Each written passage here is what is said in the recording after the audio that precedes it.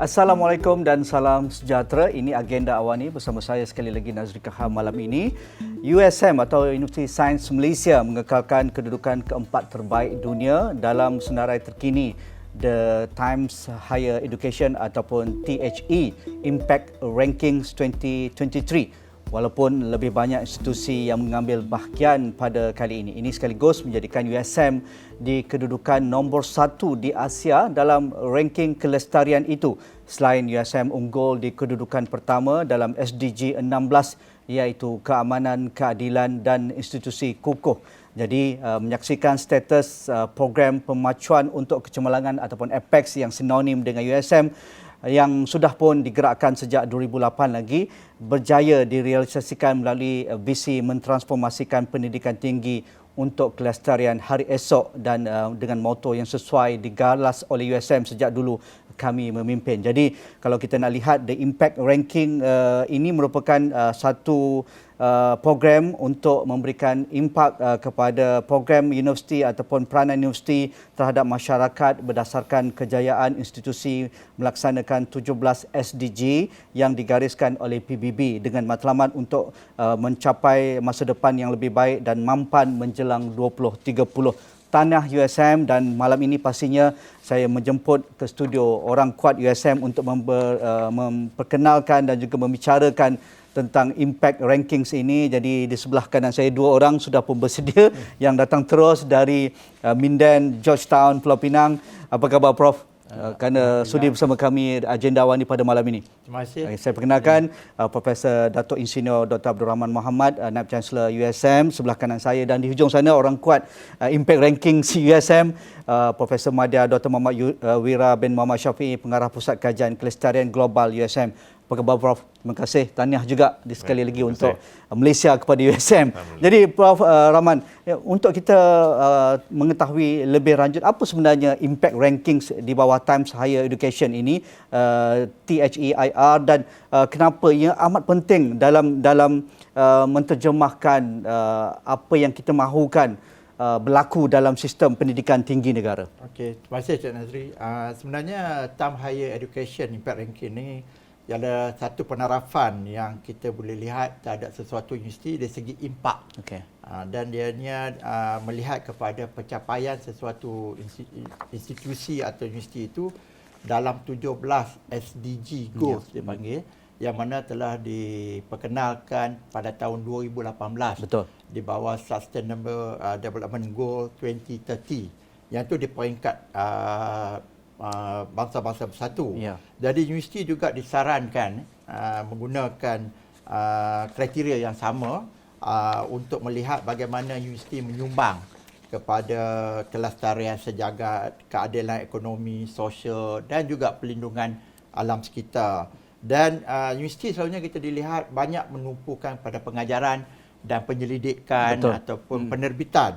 Tetapi ini dilihat dari segi dasar dan juga usaha universiti, bagaimana universiti dapat membantu terutama sekali masyarakat di luar sana, industri dan kerajaan, bagaimana untuk menyelesaikan masalah yang dihadapi oleh manusia.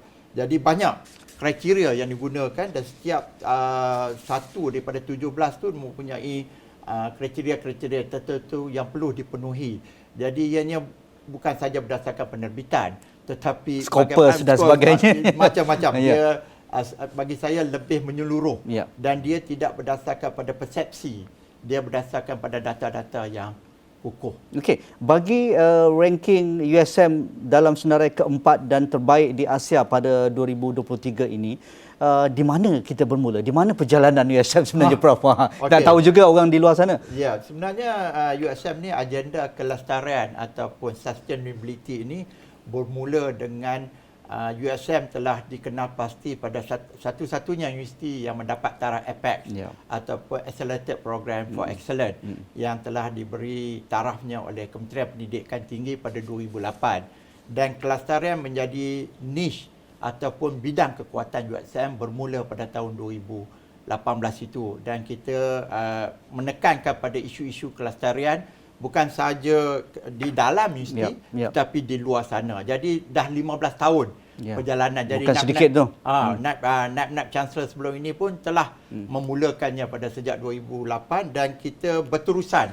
Dan impact ranking ni baru saja bermula 2019. Walau bagaimanapun kita dah masuk dah Premier League ni, Liga Perdana ni. Dan kita sebenarnya telah pun menjalankan apa yang diperlukan pun. Jadi tidak ada masalah untuk kita. Bukan start from scratch lah. Tak. Sebenarnya cuma kita tidak membuat pengukuran sebelum pada ini. Tidak ada penilaian Tidak ada penilaian. Tetapi pelaksanaan dan pencapaiannya telah pun berlaku walaupun sebelum 2019. Okey, mungkin nak tahu lebih lanjut lagi bagi Prof. Madya Dr. Wira Muhammad Syafiee tentang pencapaian keseluruhan USM. Ini kerana ada kategori-kategori dan juga kriteria yang dikatakan USM pada kali ini berada di kedudukan tertinggi bagi SDG 16, SDG 2 dan juga SDG 1 dan juga SDG 17 merupakan penilaian mandatory. Jadi mungkin nak cerita sikit dalam pencapaian terkini ini, Prof. Baik, terima kasih dengan soalan yang diajukan sebentar tadi. Bila kita lihat kepada penilaian yang ada, satu keunikan Times Higher Education Impact Ranking ini adalah ianya satu-satu sistem penarafan yang melihat kepada pencapaian universiti terhadap mencapai United Nations SDG 17 Goals. Sustainable Development Goals yang 17 tersebut. Ini adalah sistem penarafan yang ada, dan bila mana mereka mula nak membuat penarafan tersebut pada 2019, memang kita lihat 4 perkara apa yang dinyatakan oleh Prof. Datuk sebentar tadi, iaitu bukan sekadar kepada penyelidikan, bukan sekadar pada pengajaran, bukan sekadar pada penerbitan yang dibuat, tapi dia melihat juga kepada perkara berkaitan dengan stewardship, iaitu bagaimana kita menguruskan sumber untuk mencapai kelestarian, dan juga satu lagi yang ditekankan di sini adalah melihat kepada outreach, jangkauan program-program yang dilaksanakan. Jadi jangkauan tersebut bukan sekadar pada peringkat universiti saja. Bukan kita nak menghasilkan penerbitan saja, tapi jangkauan pada peringkat komuniti. Komuniti setempat, komuniti pada peringkat negeri, pada peringkat negara kita dan juga pada peringkat antarabangsa. Jadi keempat-empat perkara tersebut memang dinilai. Kalau tak dapat markah yang bagus dalam penerbitan penyelidikan, memang tak boleh dapat kedudukan seperti mana yang ada. Itu asas. Itu memang asas utama. Tapi perkara yang melibatkan kepada stewardship, yang melibatkan kepada outreach, yang ini yang kebiasaannya universiti memang bermasalah. Sebab komuniti setempat, komuniti pada peringkat negara dan sebagainya. Yang ini yang memang kita tekankan sama juga. Okey, Prof. Madya nak terangkan sedikit, kerana dalam SDG 16 ia berkaitan dengan keamanan, keadilan dan institusi kukuh, SDG 2 sifar kelaparan, SDG 1 tiada kemiskinan. Siapa yang dimaksudkan dalam kategori-kategori? Nampaknya USM berada dalam markah yang amat tinggi bagi SDG 16 tu 94%, di kategori 2 ataupun SDG 2 sifar itu ada sifar sifar kelaparan itu 86%. Begitu juga di SDG 1 itu tiada kemiskinan 84%. Jadi cuba kita fahamkan sikit apa sebenarnya yang dimaksudkan. Dalam SDG 16 sebagai contohnya, walaupun di Universiti Sains Malaysia kita tidak ada menawarkan pengajian law, tapi kita boleh juga mendapat nombor 1 di dunia. Sebab nilai-nilai yang berkaitan dengan keadilan yang sejagat, yang berkaitan dengan keamanan di sana, memang kita institusikan pada peringkat universiti, pada semua peringkat. Pada peringkat pusat-pusat akademik dan juga pada peringkat pentadbiran universiti itu sendiri. Jadi pada sanalah kita dapat mendapat tempat pertama di dunia tersebut. Dalam SDG 2 kemiskinan sifar, no poverty, SDG tersebut, memang kita buat kajian-kajian dan juga kita masukkan dalam pengajaran kita. Pada masa yang sama, kita banyak terlibat di dalam perkara berkaitan dengan stewardship pada peringkat USM. Dan juga kita lihat juga pada peringkat tersebut bagaimana kita nak jangkaukan program tersebut pada peringkat komuniti. Itu yang dilaksanakan pada peringkat USM. Dan juga kalau peringkat yang kemiskinan, memang pada peringkat kemiskinan USM memang telah banyak menjalankan aktiviti-aktiviti pada peringkat USM, pelajar, bukan sekadar pada peringkat pelajar, pada staf juga. Diberikan peluang untuk staf yang berada di dalam garis bottom billion untuk memajukan prestasi ekonomi mereka. Jadi itu yang dibuat. Oh, begitu. Dan bagaimana penilaian yang dilakukan. Prof, kedudukan 4 ni bukan calang-calang, Prof. Saya tengok yang nombor 1 tu Universiti Western Sydney University dari Australia, University of Manchester, ini dah memang kita sedia maklum very established university in UK. Nombor 2, Queen's University in Canada. Nombor 3, nombor 4 USM, bro. Yang 4 USM. Yang lain tu barulah Arizona State University, University of Alberta, RMIT, University of Australia. Nampaknya di mana sebenarnya? Apa rahsia USM boleh berada di nombor 4 ni? Ada lagi universiti lain di negara kita, Universiti Malaya, ada UiTM, tetapi mereka berada di 100 terbaik berbanding USM itu sendiri. Saya amat berbangga walaupun saya ni alumni UKM sebenarnya, tetapi apa pun Malaysia saya sokonglah, saya hormat, Prof. Di mana sebenarnya rahsia, Prof? I think kekuatan kita ni ialah kita yang pertama kita bukan buat kerana ranking. Ya. Jadi Dah jadi DNA ni. dah jadi DNA USM dan alhamdulillah dianya terbentuk pada top down dan juga bottom up. Okey. Maksudnya bukan dia bermula dengan lembaga governor universiti USM yang memang menekan kepada apex agenda, iaitu nurturing the talent to help the bottom billion. Maksudnya membantu apa kita panggil bakat untuk ke arah membantu masyarakat yang ke bawah ini. Jadi masing-masing bila cakap pasal apex agenda ni, dia sebenarnya melebihi apa yang time higher education ni. Jadi cumanya ialah bagaimana kita praktikkan. Dan alhamdulillah bukan saja kita praktikkan daripada apa dasar dan sebagainya, tetapi pelajar terutamanya mereka juga datang dan membantu menawarkan untuk membuat berbagai program kelestarian. Yang itu kehebatan kita. Maksudnya staf kita 10,000 orang boleh bantu macam-macam. Tetapi pelajar yang ramai tu, yang lebih pada 30,000 tu, banyak program. Sebenarnya bulan Jun ni adalah bulan kelestarian USM.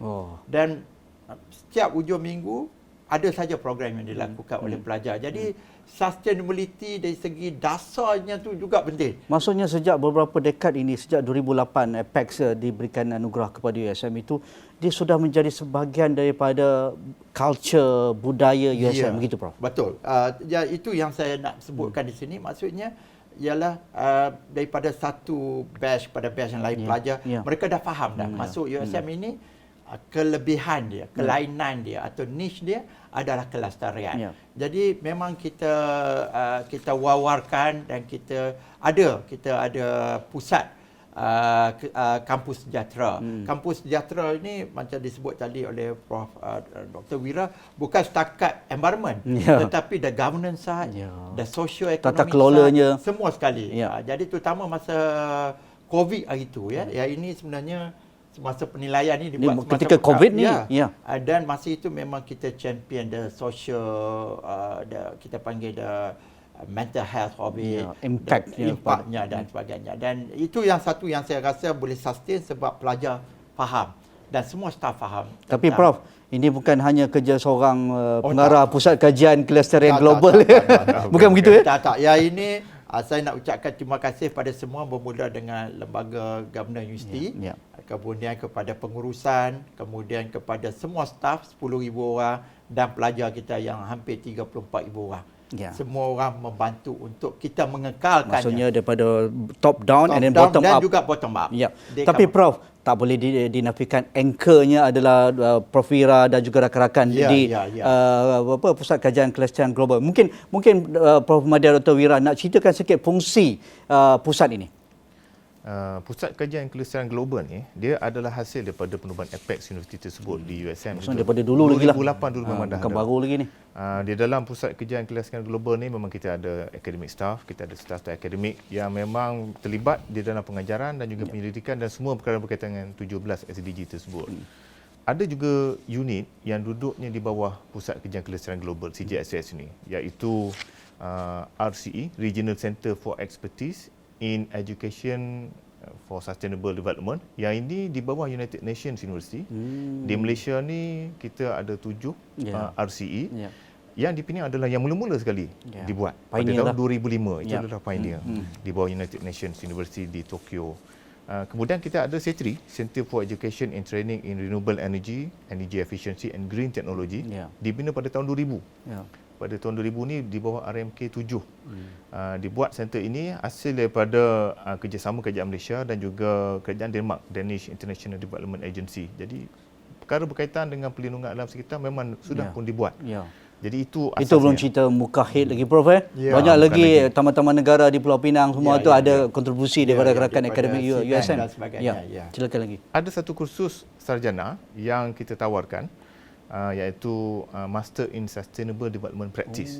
Yang ini adalah merupakan satu kursus di bawah konsortium Global Association of Master Development Practice yang didaftarkan di bawah SDG Academy United Nations, SDSN, Sustainable Development Solutions Network. Ada 37 universiti dunia yang menawarkan kursus master ini, sarjana ini.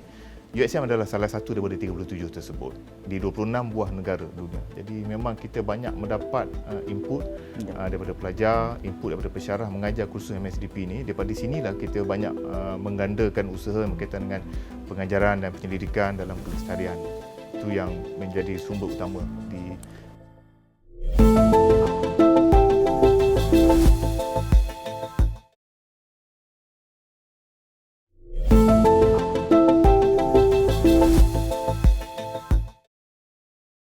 Bagi Prof. Madya, Dr. Wira, adakah boleh dikongsikan rasa USM mendapat pencapaian mata yang agak tinggi dalam kesemua kategori-kategori yang dinilai itu. Jadi adakah betul DNA itu dah memang, tetapi pastinya setiap tahun ataupun setiap kali penilaian baru oleh Time Higher Rankings ini dia ada kriteria baru. Adakah itu boleh dikongsikan bagaimana USM adaptasi dengan kriteria dan juga penilaian-penilaian yang akan dilakukan? Seperti mana yang Prof. Datuk nyatakan tadi sebenarnya, memang kita amat berminat nak masuk dalam Time Higher Education Impact Ranking ni bukan untuk mendapat kedudukan ranking tersebut. Sebab bila mana tahun 2008 kita menjadi satu universiti yang mempunyai visi melestarikan pendidikan tinggi untuk kelestarian hari esok, memang kita tercari-cari apakah resepinya untuk menjadi sebuah universiti yang boleh menggarap kelestarian pada peringkat universiti. Yalah, masa itu bukan jadi public discourse lagi, belum SDG tak muncul lagi semua. Memang SDG hanya SDG, ESG tak muncul lagi. Dia 2018 kita tak lagi, merabah-rabah lagi ni. Jadi memang kita tanya apa resepi ni, apa formula ni nak mencapai kelestarian pada peringkat universiti. Jadi kita buat macam try and error, kita ambil apa-apa yang dibincangkan pada peringkat United Nations, Brundtland Commission tahun 1987, kita ambil intipati tersebut, kita cuba definisikan mengikut acuan USM dan juga acuan negara kita sendiri. Tapi bila keluar Time Higher Education Impact Ranking ni, kita merasa amat gembira. Jadi inilah dia satu peluang kita untuk tunggu-tunggu kita tunggu-tunggu, kita nak ukur USM ni macam mana. Adalah badan yang mengukur kan, bukan short sendiri. Sebenarnya kita tak adalah tersilap buat. Betul. Baru kita tahu yang ni yang kita tersilap buat tu memang kita akui. Jadi kita tak buat yang mana tersilap tu. Jadi kita sentiasa try buat. and error common dalam research Prof. Betul. Jadi pada sanalah memang kita jadikan itu sebagai satu panduan. Kita masuk THCIR, kita nak tahu adakah kita bersifat lestari ataupun tidak. Itu matlamat utama. Okey, Prof. Dr. Abdul Rahman, kalau kita lihat ini, impact berkaitan dengan semua ini kembali kepada program reach out kepada masyarakat dan juga komuniti. Dan kita tahu juga USM ini ada satu model yang agak balance berkaitan dengan social science, dengan pure science, perubatan. Jadi adakah itu satu kelebihan berbanding kampus-kampus universiti lain? Mereka kadang-kadang kekuatannya dalam bidang teknologi dan sains, betul. Tetapi dia tidak ada social science, dia tidak ada humanities. Jadi adakah itu sebenarnya kekuatan USM yang digembelengkan semaksimum mungkin? Kampus di Kubang Krian ada kekuatan lain, di di Perak ada kekuatannya, di Mindan ada kekuatannya. Pandangan Prof. Terima kasih. Benda tu kalau kita lihat balik kita panggil misi Apex ni USM ialah satu perkataan dia panggil rentas bidang. Dia panggil research intensive tapi dia kata transdisciplinary. Dia penyelidikan bertumpu kepada rentas bidang. Jadi bila kita membuat sesuatu penyelidikan, selalunya kita buat dalam bentuk silo ataupun compartmental based. Tetapi banyak penyelidikan di peringkat USM sekarang yang kita bagi bantuan kewangan dan sebagainya, kita melihat sesuatu isu bagaimana dia dapat diselesaikan daripada A sampai ke Z. Maksudnya pada awal sampai akhir. Dan kita bekerjasama dengan banyak agensi-agensi kerajaan seperti Traju, NCER, ECER dan sebagainya, membantu masyarakat di luar sana, tetapi melihat masalah yang dihadapi mereka secara lokal. Maksudnya masalah yang berlaku satu komuniti mungkin tidak sama dengan yang lain. Betul. Dan kita kenal pasti masalah mereka dan kita kumpul tenaga penyelidik dalam bidang tersebut dan menyelesaikan semua masalah mereka. Jadi memberi impak yang besar dan berterusan. Jadi beberapa projek seperti di Sabah, Sarawak dan juga di Semenanjung, kita telah melihat bahawa tadi kita bercakap tanpa iaitu mengurangkan kemiskinan dan sebagainya. Peserta yang melibatkan diri ini telah berjaya mendapat kita panggil pendapatan antara 1,500 hingga ke beberapa ribu sebulan. Dan mereka berterusan walaupun bila kita keluar daripada program, mereka dapat. Jadi yang perkataan yang kita selalu guna kita panggil transfer of knowledge and expertise. Dan mereka ini kita bagi latihan menggunakan kepakaran universiti, sama ada kejuruteraan, social science-nya, perubatannya, bergantung pada masalah di kawasan tersebut. Dan tim atau kumpulan ini akan menyelesaikan semua masalah dan memastikan ianya berjalan dengan lancar. Jadi USM bermula penyelidikannya kita melihat kepada masalah. Kita panggil demand driven solution solving. Bukannya kita fikirkan melalui kita punya. Yang itu penyelidikan pasti berlaku, tak ada masalah. Sebab ilmu perlu ditambah. Kita panggil itu knowledge creation. But when you go for knowledge transfer atau pembinaan ilmu, kita kena lihat mereka yang nak menerima ilmu itu. Dan kita kena membuat sedikit adjustment ataupun penambahbaikan supaya mereka mendapat ilmu itu mendapat manfaat yang sepenuhnya.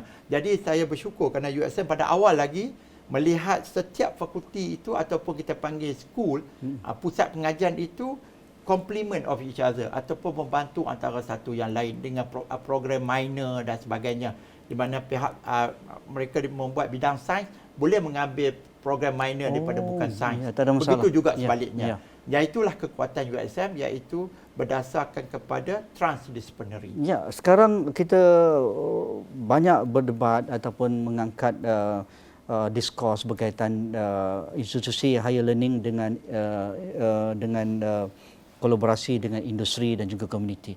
Jadi di mana USM dalam arah ini, terjemahannya dalam kedudukan impact rankings ini, Prof? Okey, mungkin saya boleh tadi disebutkan dipanggil program ataupun program jangkauan ataupun the outreach. Pemarkahan yang dibuat macam zero hunger dan sebagainya bukan melihat kepada dalaman saja. Bagaimana USM membantu di luar sana. Poverty dan sebagainya. Jadi bagi saya selalu sebut pada semua staf dan juga ni, kita kena membuat diri kita ini relevan dengan pihak-pihak luar. Stakeholders kita ramai. Dan antaranya adalah industri. Jadi penyelidikannya mesti sesuai dengan keperluan universiti. Agar keperluan industri. Industri akan memberitahu bidang mana yang diperlukan dan kita menjalan. Begitu juga dengan masyarakat. Jadi kita perlu melihat bahawa kita memasyarakatkan universiti kita dan masyarakat mendapat faedah pada USM yang ada di kawasan itu. Jadi bagi saya ini telah pun berlaku begitu lama. Cuma sekarang seperti disebut oleh Prof. Dr. Wira tadi, ialah sekarang ni boleh dibuat pengukuran sejauh mana kita memberi impak kepada masyarakat dan industri. Bagi Prof. Dr. Wira, Prof. Dr. Wira, for sure untuk impact rankings akan datang ni tahun-tahun mendatang ini, kriteria semakin rigid, semakin stringent, semakin ketat dan peserta makin ramai. Maksudnya universiti yang terlibat ni makin banyak. Jadi di mana USM dynamic dan fluid, kerana demand universiti makin tinggi, kita tahu, tetapi demand komuniti dan juga industri juga pelbagai. Sampai ada kilang tutup, kita tahu investor nak tambah lagi investment di Pulau Pinang, tetapi mereka nak tambah dalam teknologi termaju, advanced teknologi, AI, data driven dan sebagainya. Jadi di mana USM untuk memastikan rakan-rakan di universiti cakna dan peka dan semua perkembangan ini, Prof? Jadi apa yang kita buat sekarang ni, bila mana kita mendapat keputusan nombor 4 di dunia tersebut, kita membuat analisa. Apakah kekuatan yang ada di USM, apakah kelemahan yang telah kita kenal pasti, dan daripada sana memang kita telah banyak cuba membuat beberapa action plans yang hendak dipersembahkan kepada pengurusan tertinggi universiti bagi mendapatkan pandangan dan juga cara untuk kita nak mengurangkan ruang-ruang yang negatif tersebut. Itu yang pertama. Pada masa yang sama, kita lihat juga prestasi rakan-rakan di Malaysia. Kita ada 24 universiti yang masuk dalam sistem ranking ini. Kita lihat di mana kekuatan mereka. Memang kita cuba belajar bila mana kita lihat kekuatan-kekuatan yang ada di beberapa universiti yang lain, dalam antara SDG yang kita kurang markahnya, memang kami bercadang untuk bertemu dengan mereka. Memang telah pun dibuat. Tak salah untuk belajar. dapatkan Belajar maklumat macam mana nak kami pengalaman mereka. kurangkan kelemahan yang ada pada USM. Dan mana yang perkara yang baik ada pada kami, memang kami sentiasa bersedia untuk kami kongsikan. Itu yang Prof. Dr. Rahman, nak dapat ni satu hal, nak maintain pun satu hal. Mungkin nak jatuh tu anytime kot. Jadi bagaimana USM untuk mengekalkan prestasi ini, Prof? Sebenarnya saya rasa prestasi ini adalah satu ukuran. Tapi yang pentingnya bagaimana USM dapat mengekalkan rohnya. Itu yang lebih penting sebenarnya. Ranking mungkin betul. Ranking mungkin satu hari dia tak ada lagi dah. Betul. Tetapi rohnya itu lebih penting. Jadi pelajar yang baru masuk, pensyarah yang baru masuk dan sebagainya perlu faham kenapa kita pergi pada kelestarian ini. Dan kelestarian ini bukan pasal untuk sekarang, dia untuk masa hadapan. Jadi apa yang kita tinggalkan ini akan diambil oleh generasi yang akan datang. Dan kita nak yang kita tinggal ini untuk mereka lebih baik pada masa kita ambil. Jadi USM kita rasa kita perlu tambah baik. Belajar, terus belajar. Bukan saja sebab dia punya tadi kata kriterianya makin stringent dan sebagainya, tetapi kita nak tambah baik lagi supaya kita akan terus berterusan leading. Kita memimpin. USM ni kami memimpin. Jadi kita kena menunjukkan dan saya di sini saya ingin juga memaklumkan bahawa kita akan membantu rakan-rakan yang lain untuk juga dia tak ada ranking ni, dia tak payah bimbang siapa nombor 1, nombor 2. Jangan jealous lah. Kita jadi yang kita terbaik berkongsi, yang boleh yang terbaik. Dan kita juga tahu bahawa ESG, environmental, social and also governance also sekarang dah menjadi benda yang penting dan USM mempunyai kepakaran untuk membantu pihak industri sebagainya. Jadi bagi saya ini adalah satu national commitment lah. Cuma kita rasa bertuah kerana USM tahun ini telah dapat tempat keempat, tetapi I think agendanya masih lama lagi lah untuk kita teruskan lah. Itu pandangan saya. Apapun kita mengucapkan tahniah sekali lagi Prof. Datuk Ensign Dr. Abdul Rahman dan juga kepimpinan USM dengan kedudukan ranking Impact ranking 2023 yang terkini ini nombor 4 di dunia. Bukan main-main tu. Nombor 1 di Asia. Bukan calang-calang anugerah. Profesor Madya Dr. Muhammad Wira Syafiee, terima kasih dan congratulations daripada Sarawani, rakan-rakan di Pusat Kajian Kelestarian Global. Kerja kuat nampaknya. Nampaknya program letak KPI tinggi lagi. Okey, itu saja yang sempat kami bincangkan dalam temu bual kami bersama rakan-rakan USM, Prof. Naib Chancellor dan juga pengarah Pusat Kajian Kelestarian Global USM. Jadi itu saja bersama saya Nazri Kahar malam ini. Assalamualaikum, kita jumpa lagi.